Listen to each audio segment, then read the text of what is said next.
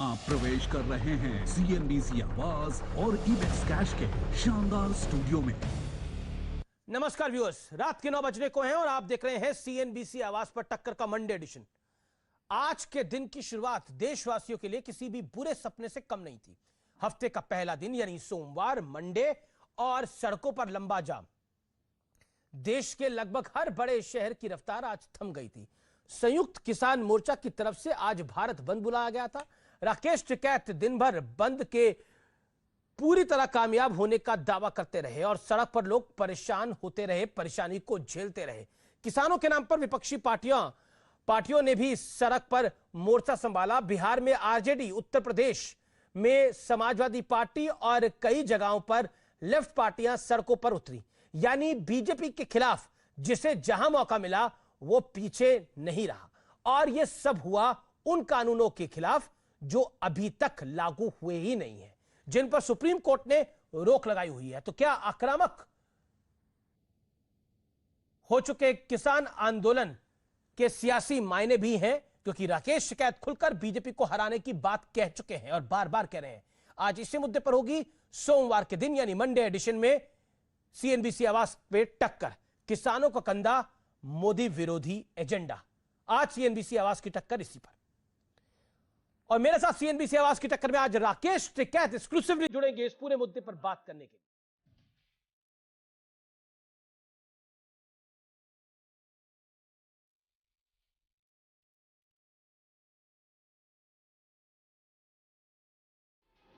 Yamunanagar, Patna, Meerut, Gurugram, DND flyway, Jadavpur, Mumbai Ahmedabad highway. Rakesh Tikait ने ऐलान किया है कि भारत बंद होगा। रद्द करो, रद्द करो। और देश में अलग अलग जगहों पर शहरों को बंधक बना लिया गया। सड़कें जाम की गई, ट्रेनों को रोका गया। कहीं प्रदर्शनकारी मोर्चे पर थे और जहां ये नहीं थे वहां बीजेपी विरोधी दलों ने कमान संभाल ली। आम जनता त्राही त्राही कर रही थी, लेकिन कुछ किसान संगठन और विपक्षी दल बंद को सफल बनाने में जुटे थे। किसी को परवाह नहीं थी कि इस पूरी खींचतान में सबसे ज्यादा देश का आम आदमी पिस रहा है। उसको जाने दवाई तक लेने जाने नहीं दिया जा रहा है। जाम हो गया, अर्जेंट काम था, मुझे जाना था, लेकिन जाने नहीं दे रहा लोग। क्या कर सकते? सर परेशानी ही है, जनता का ही परेशानी है और किसको परेशानी है? जो मिडिल क्लास है उसका परेशानी है। मैं रोजी रोटी बंद हो गई है, इससे हमारा क्या फायदा है जाम से?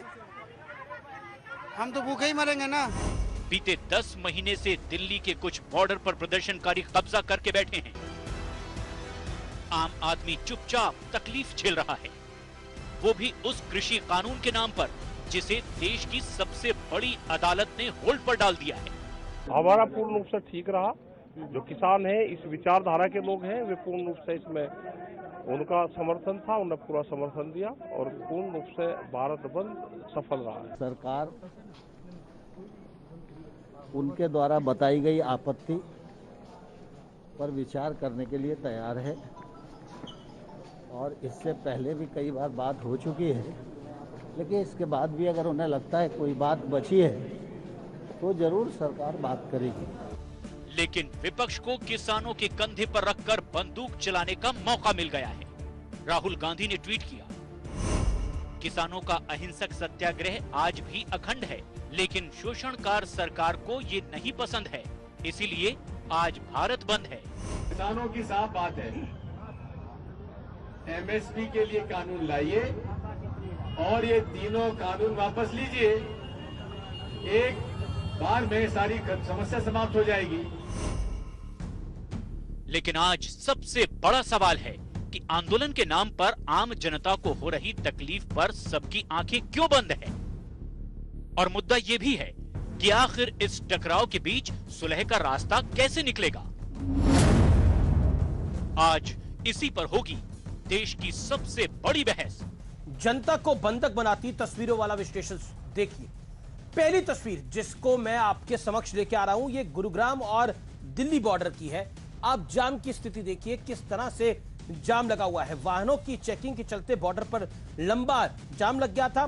कई घंटे आम लोग सड़क पर फंसने पर मजबूर हो गए। इसमें एम्बुलेंस भी फंसी, इसमें जिन लोगों को जरूरी कहीं जाना था, आना था, वो भी फंस गए। अब स्थिति देख सकते हैं कि क्या रही। कई लोगों को पीछे से ही अपने घर वापस लौटना पड़ा। वो अपने डेस्टिनेशन पे जहां वो जाना चाहते थे वहां नहीं पहुंच पाए, लेकिन बंद सफल रहा। कहने के लिए बहुत बढ़िया है। मैं बढ़ता हूं आगे, दूसरी तस्वीर दिखाता हूं। नोएडा से दिल्ली को जोड़ने वाले डीएनडी ब्रिज की है, फ्लाईओवर की है, जहां पर भीषण जाम दिखा। जाम की वजह से कई लोग दफ्तर नहीं जा पाए, अपने कार्यस्थलों पर नहीं पहुंच पाए, एम्बुलेंस रुकी रही, बच्चों को यहां पर वेट करना पड़ा। परिस्थिति बहुत खराब हुई। मैं तीसरी तस्वीर दिखाता हूं। अब थोड़ा बाहर निकलते हैं और यह तस्वीर बिहार से आई है और आप देखिए किस तरह से आरजेडी के लोग, कार्यकर्ता इनको कह सकते हैं, आरजेडी के कार्यकर्ता हैं, आरजेडी के लोग हैं, या आरजेडी का झंडा लेकर इन्होंने पटना में जमकर उत्पात मचाया। आप देखिए क्या तरीका है, मतलब किस तरह से बस ड्राइवर जो गाड़ी चला रहा है उसकी पिटाई करने पे आतुर हैं ये लोग। कई गाड़ियों के साथ इन्होंने तोड़फोड़ की गई। ये आप स्थिति देख सकते हैं कि क्या स्थिति है। हालांकि बंद जो था वो सफल रहा।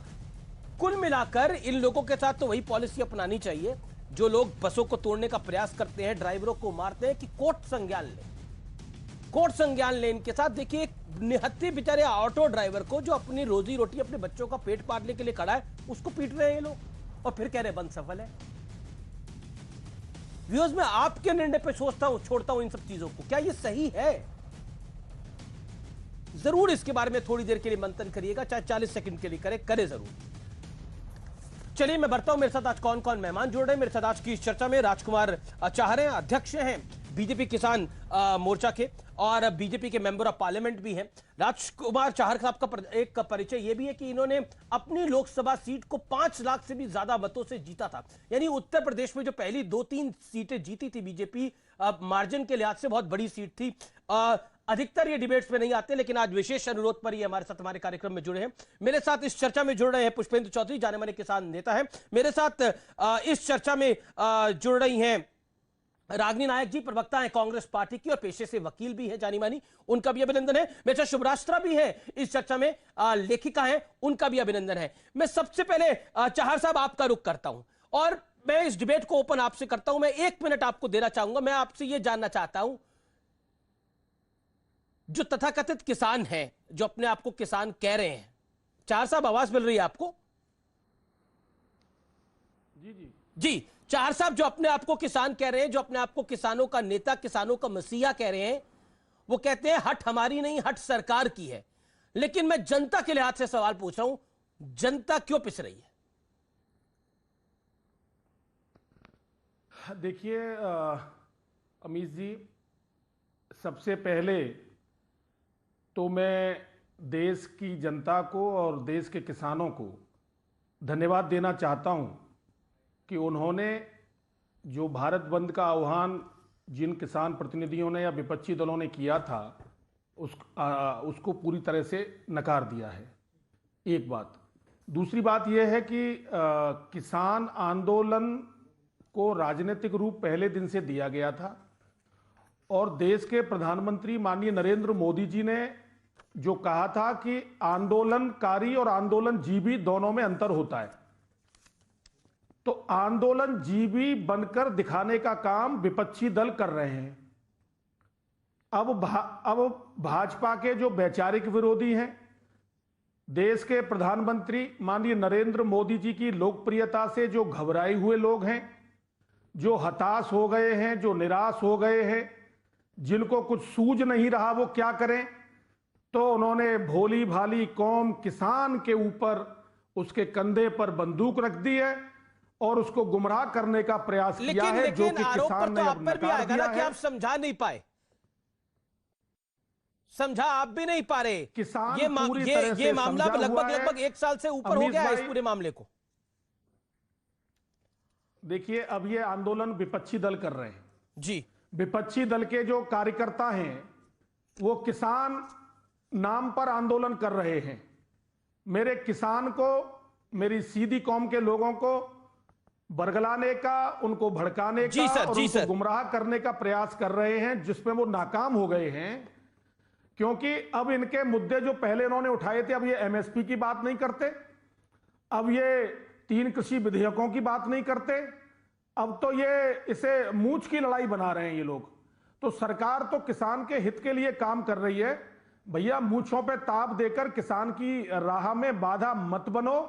देश के प्रधानमंत्री आदरणीय नरेंद्र मोदी जी पर देश के किसानों को पूरा विश्वास है। जी जी जी। और देश का किसान पूरी ताकत से मोदी जी पर विश्वास करके चल रहा है। जी, बंद बुलाया गया था रागनी जी। कांग्रेस पार्टी कह रही है कि बंद तो सफल रहा, बीजेपी कह रही है कि बंद असफल रहा, लेकिन पब्लिक आज पूरे दिन परेशान रही। क्या कहना चाहती हैं आप? देखिए, सबसे पहले तो मुझे आश्चर्य इस बात का है कि यदि देश का किसान प्रताड़ित होकर, पीड़ित होकर, शोषित होकर आंदोलन करता है तो ये कहा जाता है कि राजनीतिक दल किसान के कंधे पर रखकर बंदूक चला रहे हैं। जब देश का नौजवान बेरोजगारी से परेशान होकर सड़कों पर निकलता है तो कहा जाता है कि नौजवान राजनीतिक दल जो है वो नौजवानों के कंधे पर रखकर बंदूक चला रहे हैं। जब महिलाएं जिनके खिलाफ लगातार अपराध बढ़ते जा रहे हैं वो आवाज उठाती हैं तो कहते हैं कि महिलाओं को भी राजनीतिक दल प्रेरित कर रहे हैं। अरे आंखें खोलिए मोदी जी और मोदी जी के प्रवक्ता साहब, अपनी शुतुरमुर्ग की गर्दन मिट्टी से बाहर निकालिए।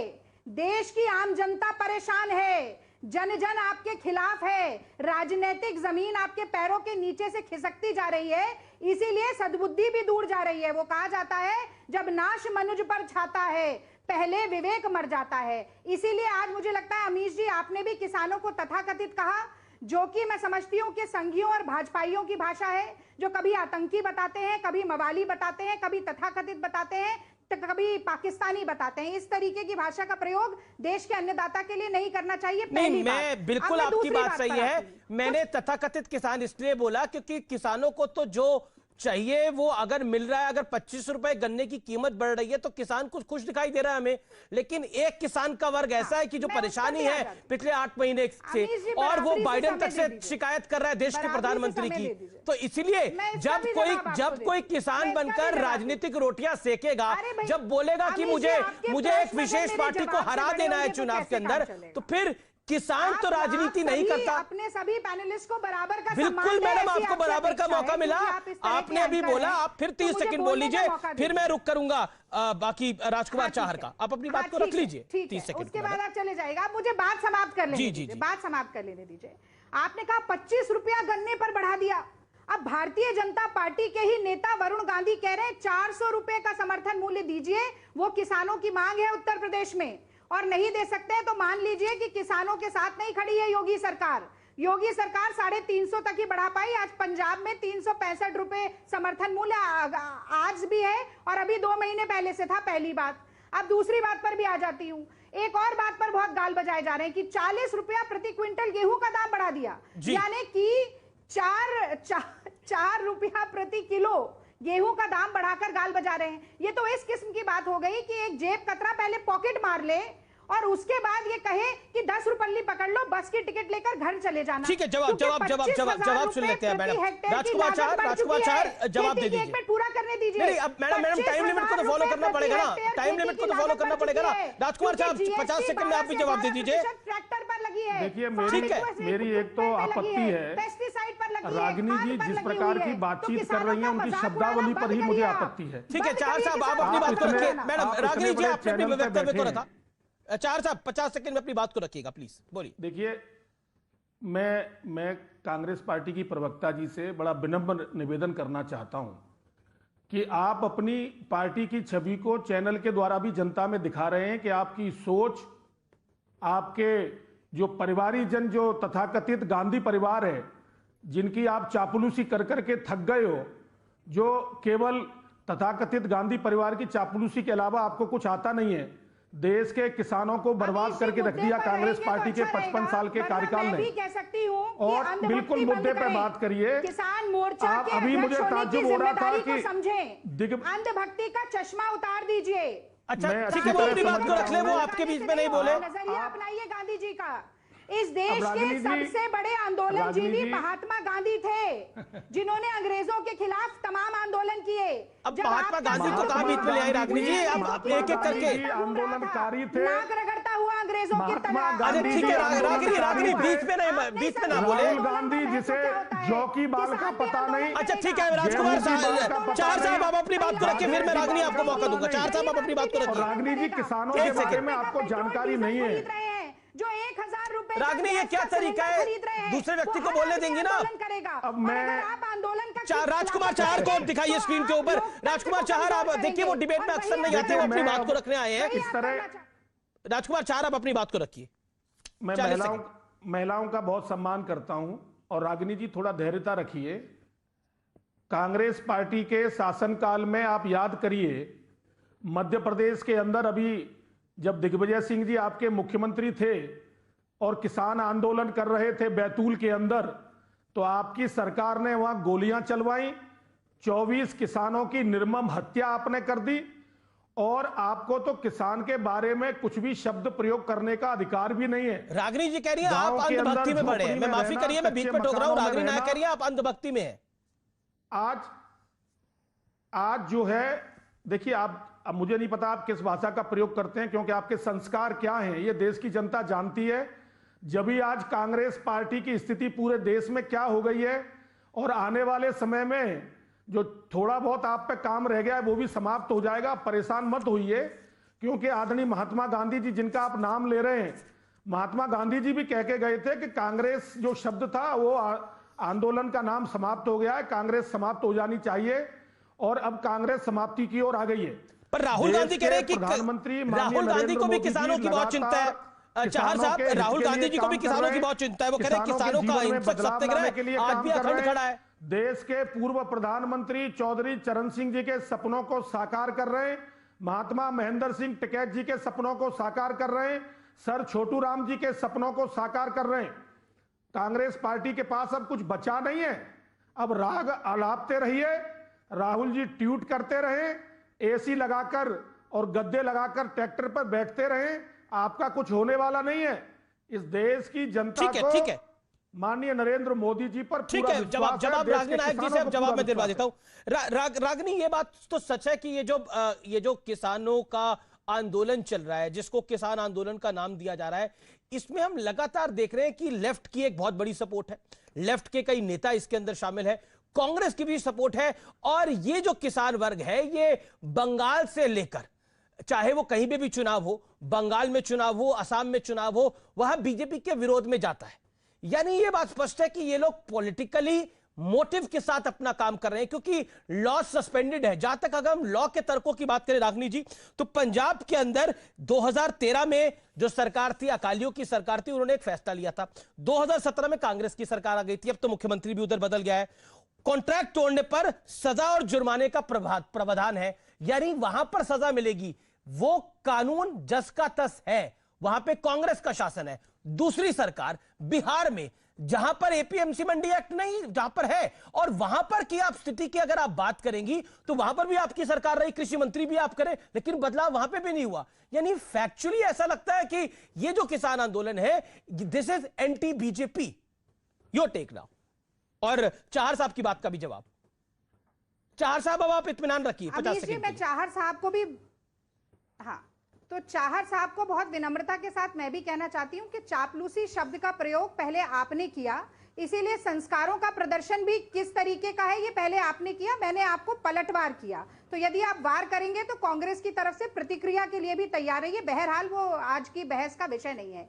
मैं आज की बहस में कुछ पंक्तियां जरूर अमीश जी कहना चाहती हूं कि भारत में तानाशाही का रवैया कतई नापसंद है, किसानों का, अन्नदाता का हौसला पूरी तरह से बुलंद है, मोदी सरकार के जुल्म सितम के लम्हे चंद हैं, और इसीलिए किसानों के समर्थन में सफल रहा आज का भारत बंद है। तो मुझे लगता है कि तमाम संघी, भाजपाई और आलोचक जो रहे हैं किसान आंदोलन के, आज उनकी बोलती इसीलिए बंद हो रही है क्योंकि किसानों की अगर हम बात करें तो दिल्ली से लेकर उड़ीसा तक, हरियाणा से लेकर कर्नाटक तक, बिहार, मध्य प्रदेश, उत्तर प्रदेश, सब जगह यह आंदोलन सफल रहा है। और मोदी सरकार की आंखें तो खुली की खुली रह गई है। मैं चाहती हूं, अपेक्षा करती हूं कि अहंकार और दिमाग के ताले भी खुल जाएं और उसी के साथ साथ किसानों की समस्या को समझने की कोशिश करें। अब इन्होंने हम पर आरोप लगाया, मैं आपको बताती हूं मोदी जी ने क्या किया। 2014 में सत्ता में आते ही किसानों की चोरी चुपके से ऑर्डिनेंस लाकर भूमि को अधिग्रहण करने की कोशिश की। 2015 में सुप्रीम कोर्ट में शपथ पत्र देकर कहा कि स्वामीनाथन कमीशन के हिसाब से एमएसपी हम नहीं दे सकते हैं। 2016 में फसल बीमा की एक स्कीम लाकर किसानों का पैसा प्राइवेट कंपनी को दे दिया। फिर ये जीएसटी लेकर आ गए। एक मिनट पूरा करने दीजिए। जीएसटी में पहली सरकार थी हिंदुस्तान की जिसने ट्रैक्टर पर, फार्म इक्विपमेंट बिल्कुल गलत करा मोदी सरकार ने। मोदी सरकार खराब काम कर रही है। मैं पूछूं, पंजाब में तो आपकी सरकार है, प्रतिशत का कर लगा दिया। पंजाब में तो आपकी सरकार है। आपको 1.25 मिनट हो गया बोलते बोलते। पंजाब में तो मैडम आपकी सरकार है। 2017 में आपकी सरकार आ गई थी ना पंजाब में। पंजाब में फैसला क्यों नहीं पलटा? Point number 1। एक सेकंड अकालियों से सवाल पूछे ना। नहीं तो 2013 में वो फैसला आया। 2017 में अकाली चले गए, कांग्रेस का शासन आ गया। 2017 से 2021 हो गया, 4.5 साल आपकी सरकार हो गई। वो फैसला क्यों नहीं बदला? मैं जानना चाह रहा हूं पंजाब में वो फैसला क्यों नहीं बदला? अगर कांग्रेस रोल मॉडल बनाना चाहती है तो पंजाब का फैसला बदल देती। पंजाब का फैसला बदल देती कांग्रेस पार्टी। और आपने रागनी जी कहा, एक सेकंड चार साहब मैं आपको मौका दूंगा। रागनी जी आपने बोला कि बंद सफल रहा। चिट्ठी लिख रहे हैं बंद के सफल होने का जो मिल रहा है किसानों को, बंद के सफल होने का बैरोमीटर क्या है? बिहार सरकार बंद के सफल होने का रागनी सवाल तो सुनिए, नॉन स्टॉप बोलेंगे तो कैसे चलेगा? मैं सवाल पूछ रहा हूं मैडम आपसे। आपने 2017 में पंजाब में आपकी सरकार आ गई, फैसला नहीं बदला, नहीं जवाब दिया। मैं आपसे सवाल पूछ रहा हूं रागनी जी, सवाल तो सुने आप। सियासी रूप तो आएगा ही, राजनीतिक रूप तो आएगा ही। बिल्कुल राजनीतिक रूप है। अब आप एक उससे दर्शकों का फायदा नहीं होगा। रागनी जी आपने बोला बंद आपका सफल रहा, बंद के सफल होने का मापदंड क्या है? पब्लिक को तकलीफ में लेके आना। आम जनता जो तकलीफ में आई, आम जनता जो त्राहिमाम करा देश के अंदर, वो आपको लगता है सफल होना है? बंद का सफल होना जनता का परेशान होना है। मैं जवाब देती हूँ। 20 सेकंड में जवाब दीजिए, फिर उसका जवाब भी देती हूँ। फिर सुभ्राष्ट्रा जी। आज यही सवाल बहुत सारे चैनल्स ने, मुझे लगता है राकेश टिकैत जी आपके चैनल पर भी आने वाले हैं। राकेश टिकैत जी से पूछा गया तो उन्होंने कहा कि भैया हमने तो ये जो भारत बंद का आइडिया है ना, वो भाजपा से लिया, क्योंकि जब यूपीए की सरकार चल रही थी तो 15 बड़े भारत बंद भारतीय जनता पार्टी ने भी किए थे। और दूर क्यों जाते हैं, पिछले साल दिसंबर में बंगाल बंद का आह्वान किया था, तब भी तो लोगों को परेशानी हुई होगी। और नरेंद्र मोदी तो आप अपने आइडियाज बीजेपी से लेते हैं, देकर अनशन पर बैठ गए। मतलब बीजेपी कॉपी करने की बात है। अडवाणी जी ने रथ यात्रा ली थी पूरे देश में, तब भी लोगों को नुकसान हुआ होगा। लेकिन दिक्कत यह है कि जो मोदी भक्त हैं वो मोदी जी जो मर्जी चाहे करें। कुल मिलाकर यह है कि आप कह रहे हैं कि जो बीजेपी करती थी वो हम करेंगे। अंधभक्ति का चश्मा उतारना चाहिए और किसानों की नब्ज पर हाथ ठीक है, किसानों की नब्ज को पकड़ना चाहिए। ठीक है, मैं आपको मौका दूंगा आगे। आपने अपनी बात को रखा। सुभ्राष्ट्रा जी चली गई है, किसानों की नब्ज को पकड़ना चाहिए। 700 किसानों की जान चली गई है। और बाइडेन साहब को भी अब तो ट्वीट लिख दिया गया है कि आइए मदद करिए। आमिर जी, ये बड़ा कमजोर सा तर्क लगता है कि आज से कुछ साल पहले जब भाजपा विपक्ष में थी तो उन्होंने भारत बंद किया था। बंद की जो राजनीति है ना आमिर जी, उसमें मैं ज्यादा दूर नहीं जा रही हूं। मैं बस अपने पुरखों को कोट कर रही हूं। B.R. अम्बेडकर, मेरे ख्याल उनका फर्स्ट या लास्ट भाषण शायद था, पहला भाषण था कॉन्स्टिट्यूएंट असेंबली, जब प्रॉपर्ली कॉन्स्टिट्यूशन आ गया था उसके बाद उन्होंने क्या कहा था कि अब जब हमारा देश आजाद हो चुका, जब हमारे पास संविधान आ चुका, जब हमने संवैधानिक ताकत दे दी लोगों को अपना सरकार चुनने की, तो ये बंद, नॉन कोऑपरेशन जैसी जो व्यवस्थाएं हैं उसका पूरी तरह से प्रतिकार होना चाहिए। और जो भी इंसान लोकतंत्र को समर्थन करेगा, जो भी इंसान लोकतंत्र की बात करेगा, वो ऐसे गैर लोकतांत्रिक रवैयों को नहीं अपनाएगा। ये मैं नहीं कह रही, ये बाबा साहेब भीमराव अंबेडकर कहकर गए। पुष्पेंद्र चौधरी, आप क्योंकि सबसे आखिर में आ रहे हो, मैं आपसे स्पष्ट सवाल पूछ रहा हूं, बंद के सफलता के मापदंड क्या है? देखिए, मुझे आशा है कि मुझे भी अनइंटरप्टेड टाइम सुभ्राष्ट्रा जी की तरह मिलेगा। देखिए, बंद आपने कहा सफल रहा, और आपने लेकिन उसको जोड़ दिया कि भाई आम आदमी को परेशानी हुई। हालांकि भाजपा कह रही है कि बंद असफल रहा, तो यानी कि असफल रहा तो बंद कहीं हुआ नहीं होगा। तो जो सवाल आपने उठाया कि परेशानी हुई, तो उसकी संभावना नहीं है। मूल प्रश्न इस देश में यह है अमरीश जी कि परेशानी की संभावना क्यों नहीं? तस्वीरें सामने चल रही है, पूरे दिन से आदमी के समाप्त हो जाते हैं। तस्वीरें सामने चल रही है हमारे। भाजपा की सब बातें मान लेते हैं कि वो तो कह रही है कृषि कानून अच्छा है जी, ये आंदोलन बंद करिए, बंद क्यों नहीं कर देते? मैंने आपसे निवेदन किया था कि बिल्कुल निवेदन आपका स्वीकार मुझे 2-3 मिनट दे दीजिए, 40 मिनट से जी बस। हाँ, तो मैंने ये कहा कि अगर वोट डालने के बाद नागरिकों के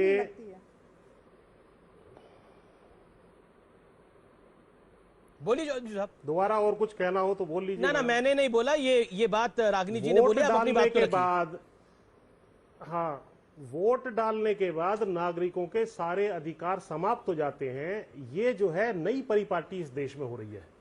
उनके खिलाफ कोई नीतियां बनाओ, कैसी नीतियां बनाओ, हमारे पास दो रास्ते हैं। बिल्कुल अधिकार है और किसानों का ये अधिकार है। वक्त एक ब्रेक का है, लेकिन सीएनबीसी आवाज पे टक्कर जारी है ब्रेक के बाद भी।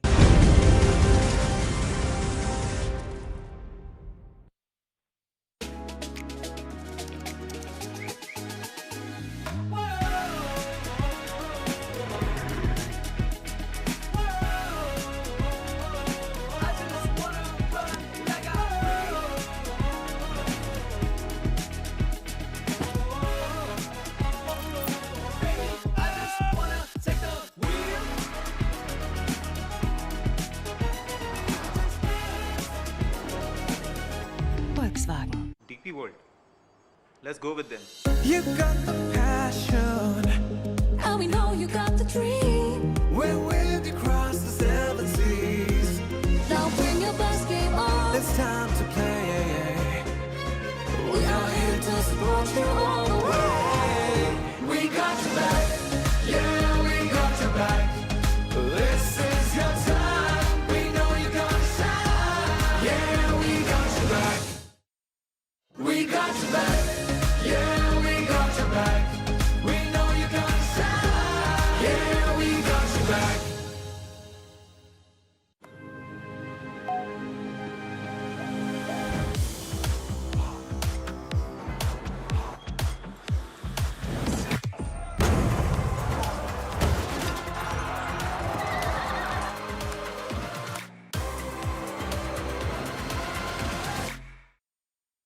We got your back, yeah, we got your back.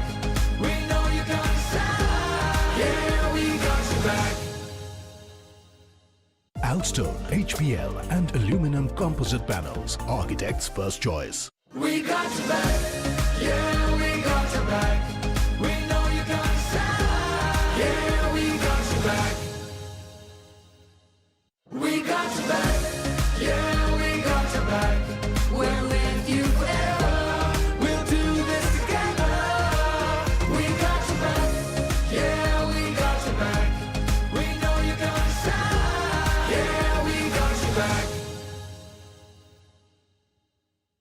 Get Along Enterprise Limited launches its IPO on BSE SME platform with issue price of 69 per equity share. IPO opens on 27 September 2021 and closes on 30th September 2021. IPO lead managed by Shreni Shares Private Limited. We got your back, yeah, we got your back. We know you're gonna shine, yeah, we got your back. ये है network 18 और आप देख रहे हैं CNBC आवाज, powered by Ebix Cash. Ebix Cash हर खुशी के लिए काफी है। टिकैत साहब नमस्कार। हाँ नमस्ते भाई, नमस्ते। कैसे हैं आप? बस सब ठीक है जी, बिल्कुल बढ़िया। बधाई हो आपको, बहुत बहुत। बंद तो सफल हो गया। हाँ ठीक रहा। आज लोग भी खूब परेशान हुए। हाँ उनका दुख है भाई, हमको जो लोग परेशान हुए, ये सब बीजेपी वालों की करतूत है। तो बंद तो आपने रखा था। हम ये कह रहे हैं कि अगर हम थोड़ी बहुत छूट दे दें तो ये उसको ये कहे कि बंद असफल रहा, तो इसलिए जनता को परेशानी में डाल दिया गया। ये बीजेपी वालों की करतूत है पूर्ण रूप से। तो शिकायत तो टिकैत साहब सरकार वालों से आपको। चलो थोड़ी, हाँ तो ये जनता ही तो इनका इलाज करेगी। अगर किसी ने बंद की घोषणा कर दी, थोड़ी बहुत वो राहत दे देता है जनता को, तो फिर ये कहते हैं जी देखो सड़क पे आदमी चल रहा, बंद तो हुआ ही नहीं, असफल रहेगा जी, फेल हो गया पूर्ण रूप से बंद। तो मतलब आप रहता है कि पूर्ण रूप से सील नहीं हुआ, बंद करा है हमने, सील नहीं करा, फिर भी बहुत लोग राहत दी उनको, वे चलते रहे। लेकिन जो जाम में फंसे उनका दुख है कि ज्यादा टाइम तक उनको जाम में रहना पड़ा, बहुत टाइम तक जाम में रहना पड़ा। कुछ लोग तो काम पे भी नहीं जा पाए। लेकिन आपकी लड़ाई तो सरकार से है। हाँ। आपकी लड़ाई तो सरकार से है, लेकिन आप सरकार से बात करने को तैयार नहीं है। सरकार कह रही है, आज भी नरेंद्र सिंह तोमर ने बोला हमारे चैनल पर कि हम तो बात करने के लिए तैयार हैं, 11 बारी कर चुके हैं।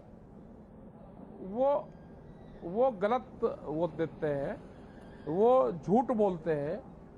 वो ये कह रहे कि हमने उनको बता दिया कि कानून वापसी नहीं लेंगे, और आप संशोधन अगर पे बात करनी हो, कोई सुझाव हो तो आप हमको दे दो। वो बातचीत के लिए तैयार नहीं है। तो जब उन्होंने फैसला लिख कर रख ही लिया, तो हमको मोहर मरवाने के लिए, साइन करवाने के लिए समझौते पे चाहते हैं क्या? पर आप चाहते क्या है कि किस कृषि कानून लागू ना हो? कृषि कानून तो लागू नहीं हो रहे, सुप्रीम कोर्ट ने भी इस पे रोक लगा दी है। हाँ जी, लेकिन लागू तो होंगे। पर रोक लगी हुई है 1.5 साल के लिए। लागू तो होंगे ना, 1.5 साल तो आ गया, बस 1 साल से ज्यादा हो गया, 5 महीने और रहेगा, उसके बाद में लागू होंगे। तो सरकार कह रही है कि इसको हम और सस्पेंड कर सकते हैं, लेकिन आप बातचीत करने को तैयार नहीं है। दूसरी तरफ आप कहते हैं कि अब बीजेपी को वोट की चोट पहुंचानी जरूरी है। नहीं, आपने आपका पॉलिटिकल मोटिव भी तो है टिकैत साहब। आप भी दबंग आदमी हो। आपने बोला कि मेरा भी पॉलिटिकल मोटिव है, मेरी भी राजनीतिक हैसियत होनी चाहिए। सिर्फ ये आरएलडी वालों की कैसे राजनीतिक हैसियत है, जयंत चौधरी की कैसे पॉलिटिकल हैसियत है, मेरी भी होनी चाहिए। ये नहीं, गलत चीज, गलत इंटरव्यू मत चलाओ, ये को भी खबर नहीं दी हमने। अच्छा, वोट की चोट का हमने कहा कभी? अरे वोट की चोट का मतलब क्या था? वोट की चोट का मतलब है कि मतलब ये है कि जनता इनको वोट नहीं देगी। जिन्होंने कानून बनाए, जनता तो उनको वोट नहीं दे रही। और जब हमारी इनकी लड़ाई बंद हो रही है, भाई लड़ाई इनकी हमारी, तो हम इनको क्यों कहेंगे कि इनको वोट दो? हमारा इनका चूल्हा नौत नहीं, अब बंद हो गया। आज तो मैंने देखा आप आलू भी छील रहे थे, तो पूड़ी के पेड़े भी बना रहे थे, तल भी रहे थे। वो अपना काम करना चाहिए ना। जब यहाँ पर रहते हैं तो कोई ना कोई काम जरूर करना चाहिए। आप पब्लिक को भी छील रहे हैं। वो पब्लिक बेचारी जो जाम में फंस गई, जो बॉर्डर पर आपने इतने दिनों से जाम कर रखा है, वो पब्लिक का भी पेड़ा बन रहा है।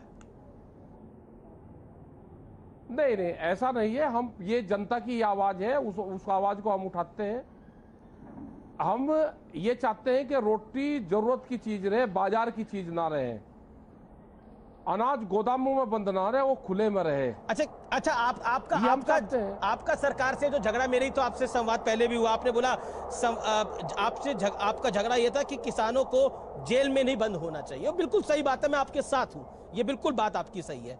ये पंजाब में एक सरकार है, और पंजाब में एक सरकार में 2013 में फैसला लिया गया, 2021 आ गया है, वहां पे सरकार भी बदल गई, अब तो मुख्यमंत्री भी दोबारा बदल गए। वहां पर वो फैसला वैसे का वैसा ही लागू है।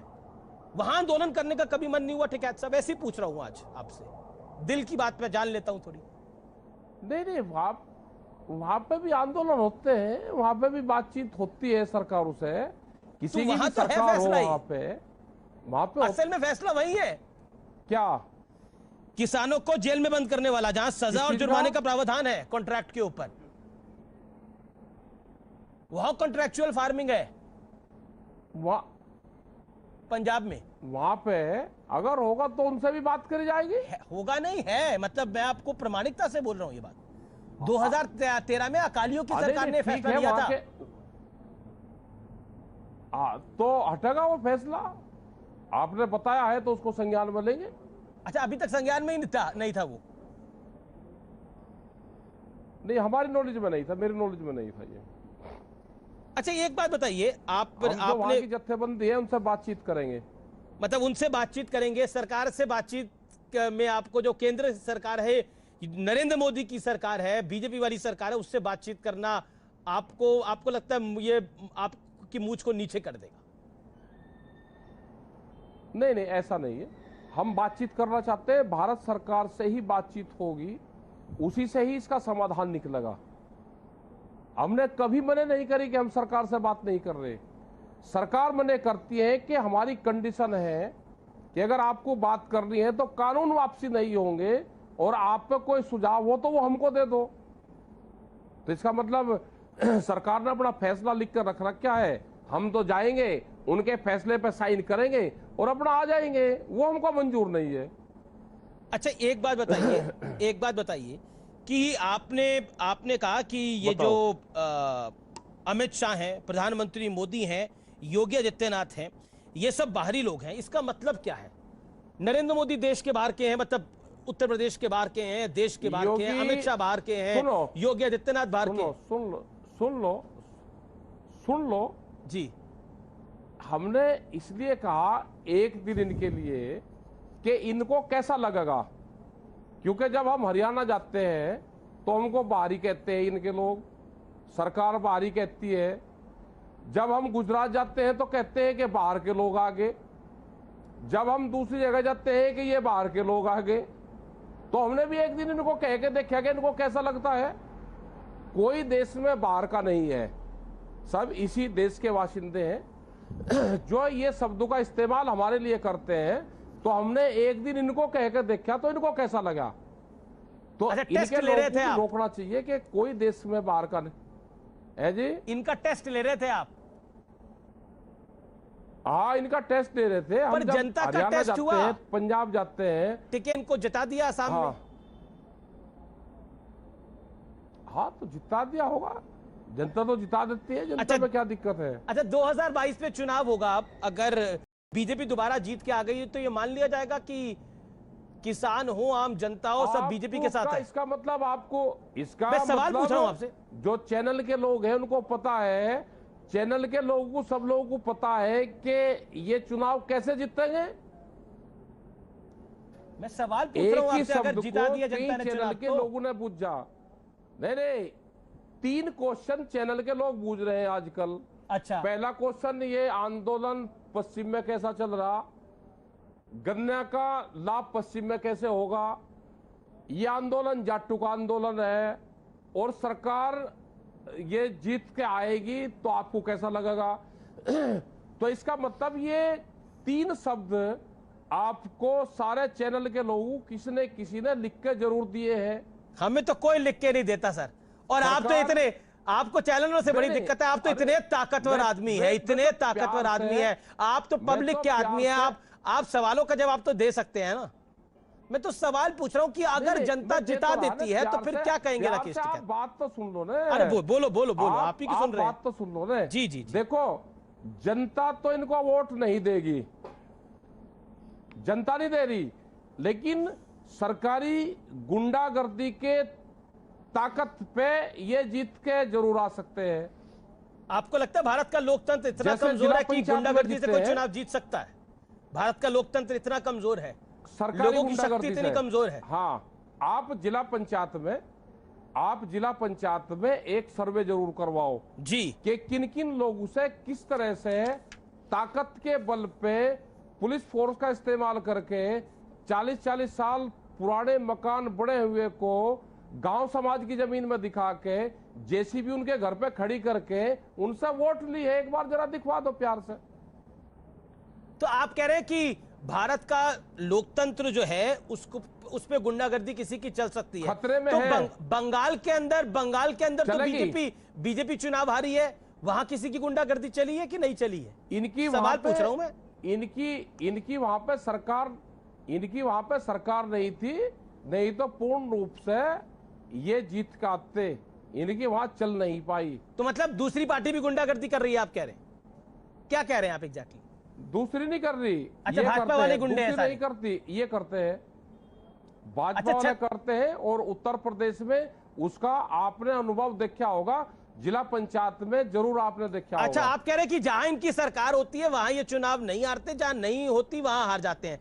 तो छत्तीसगढ़ में तो ये नहीं थे, राजस्थान में तो ये नहीं थे, लेकिन बहुमत वाली इनकी सरकारें थी, लेकिन बहुमत से दूसरी पार्टियां जीत गई। अब जो इनका प्लान इनका प्लान जो शुरू हुआ है ये उत्तर प्रदेश से शुरू हुआ है इनका। अच्छा, ये जिला पंचायत से इन्होंने ट्रायल लेना शुरू कर दिया है अब।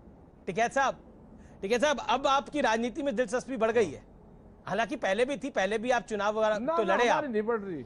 2014 में भी चुनाव तो लड़े थे आप। राजनीति में दिलचस्पी नहीं, थोड़ा इंटरेस्ट तो बढ़ गया। चुनाव की तरफ से को हम पैर करके भी नहीं सोएंगे। अच्छा भाई साहब, एक सवाल मैं पूछना चाहता हूं आपसे दिल की गहराइयों से। टिकैत साहब, ये प्रधानमंत्री मोदी की शिकायत लेकर अब बाइडेन के पास पहुंच गए। बाइडेन का क्या लेना देना हमारे देश से? वो अमेरिका का राष्ट्रपति है, आपने ट्वीट कर दिया। मतलब सोचिए, आपके घर में किसी को तकलीफ हो और वो आपकी बजाय किसी पड़ोसी के पास चला जाए। नहीं, बाइडेन क्या कर लेगा? इलाज वहां पे भी है। बाइडेन वाली कंपनी भी देश में पूरी दुनिया में करती है एग्रीकल्चर पे। हमने उनको ये कहा कि जब भी आप किसी राष्ट्र अध्यक्ष से बातचीत करो तो एग्रीकल्चर का सब्जेक्ट भी उसमें रहना चाहिए। अच्छा, ये उत्तर प्रदेश की सरकार ने गन्ने की एमएसपी 25 रुपए बढ़ा दी है, तो खुश हैं? आपको लगता है सही? हाँ, एफआरपी बढ़ा दी है। 450 रुपए की ये बात करते थे, 450 रुपए की ये बात करते थे, तो 450 रुपए ये बना के जिस दिन इनकी सरकार आई और आज उस पे जो उसका महंगाई बढ़ी उसके हिसाब से हमको पैसा दे देते। 25 रुपए कुछ होता है। तो आप कह रहे हैं कि 25 रुपए कम है, लेकिन आप मुझे कोई और राज्य बताइए जहां पर इतनी कीमत है। हमने ये कहा कि इसका मतलब ये झूठ बोलते थे क्या? जब ये विपक्ष में रहते थे तो जनता का बेवकूफ बना के वोट ली क्या इन्होंने? जनता से वोट ली 450 रुपए के हिसाब से, और आप बढ़ाओगे नहीं पैसे, तो इसका मतलब जो लोग बोलते थे वे झूठ बोलते थे। टिकैत साहब, मेरे साथ राजकुमार चाहर हैं, अध्यक्ष हैं बीजेपी किसान मोर्चा के, राष्ट्रीय अध्यक्ष हैं। वो आपसे कुछ सवाल पूछना चाह रहे हैं, अगर आपकी इजाजत हो तो। आप उनके सवाल उन्हीं से ही पूछना। ये आदमी तो ठीक है, गलत पार्टी में फंस गया, इसके सवालों के जवाब आप ही देना। अच्छा, ये आदमी आपको ठीक लग रहा है? ये कुछ मेरे किसानों को बदनाम कर रहे हो भैया मेरे। काहे को राकेश भैया, आप अच्छे आदमी हो, महात्मा टिकैत साहब के बेटे हो, लेकिन गलत रास्ते पे मत जाओ। किसानों को बदनाम मत करो भाई मेरे। गलत पार्टी में फंस गए, किसानों को बदनाम कर रहे हो। अरे सीधी सीधी राजनीति कर लो भैया मेरे राकेश भैया। अरे राम राम तो ले लो, मेरी राम राम तो ले लो भैया, आपने राम राम ही ना ली। नहीं, देखो मैंने ले ली।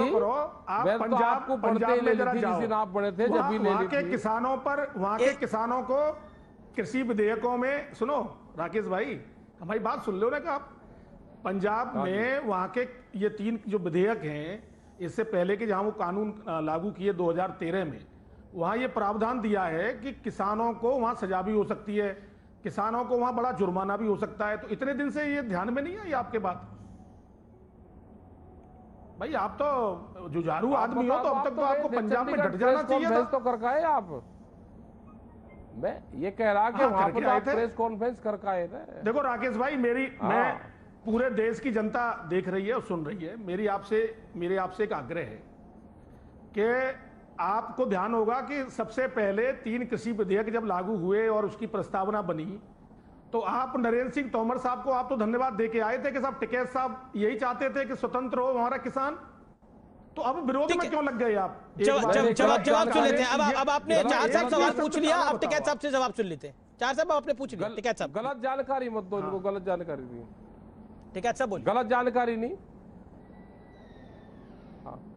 गलत जानकारी मत दो ना। मैं नरेंद्र सिंह तोमर के पास में गया, वो बीजेपी वालों के पास में एक हिंदुस्तान पेपर की एक क्लिप है, वही हमेशा उसको दिखाते हैं। उसमें ये था कि उसी दिन उन्होंने ये क्वेश्चन करा था जब ये कानून आए। हमने कहा कि कानून के हम पक्षधर नहीं, लेकिन हम भारत के प्रधानमंत्री का धन्यवाद दे देंगे अगर देश को हमको भी डिजिटल इंडिया कैंपेन से जोड़ दिया जाए। हम भी कह रहे हैं कि आज भी हम धन्यवाद दे देंगे। राकेश जी, आपका बहुत बहुत शुक्रिया, आपने इत्मीनान से बात करी।